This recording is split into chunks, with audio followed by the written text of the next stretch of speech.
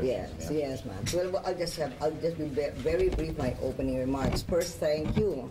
And thank you to all our reliable friends in the US-Asean Business Council for your support and your hospitality once again. You talked about a grueling trip. So I've just come from the World Economic Forum in Davos, then Italy, then the Middle East, to carry our message that during these times of global economic crisis, we cannot look for solutions that we will later on regret and look backwards as having been foolish.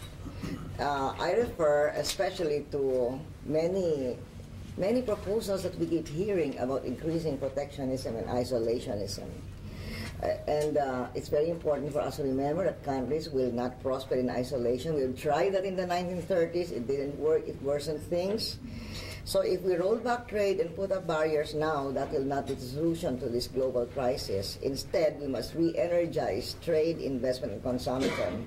And that's why I'm glad we're having this meeting, to do our re-energization of our economic relations. To go to the Philippines, in spite of the global economic downturn, the Philippines is not standing still. And we have weathered the worst effects of the global crisis so far. In fact, we're considered an island of stability in the raging stormy seas. And that's not coming from me, that's from Standard & Poor's. According to Fitch, we are reasonably healthy. According to Credit Suisse, our macroeconomic risk is one of the lowest in the equities market.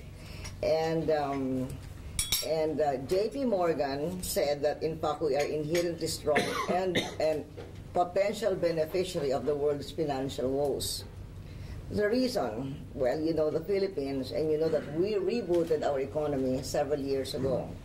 We took our bitter economic medicine through fundamental reforms by raising taxes, cutting down on smugglers, reforming our tax collection system, and our banking laws.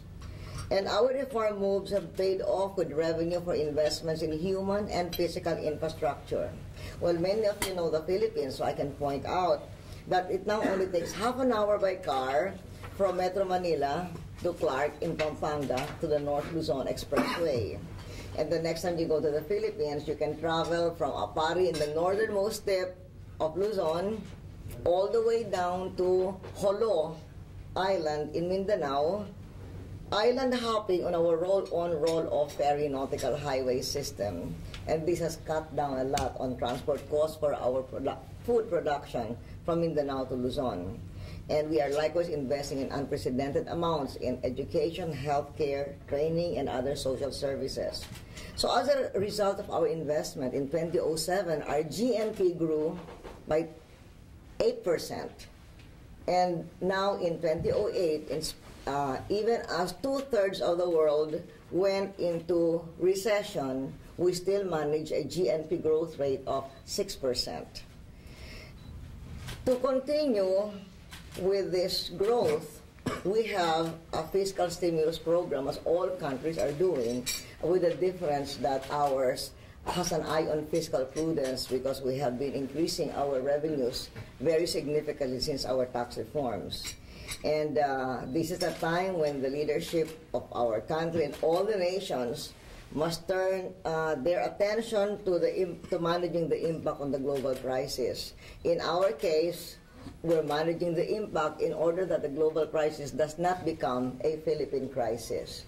So ours is not an economic recovery program, it is an economic resiliency program to keep us resilient in the face of this downturn in the world.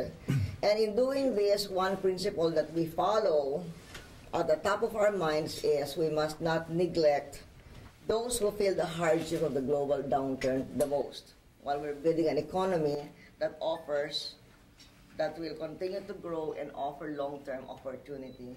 Well, we meet all the time, so if there's any new message I would like to give to you now during this period of the global downturn of the world, what I would like to do is to call on you to maintain your investments in the Philippines. And I hope that in our discussion today, you will see that we still remain one of the best values for investment in Asia. You know we have the world's best workers, and now we're having excellent infrastructure, and we want to assure you that the government is on your side. So thank you very much for this, and we can have an interactive discussion.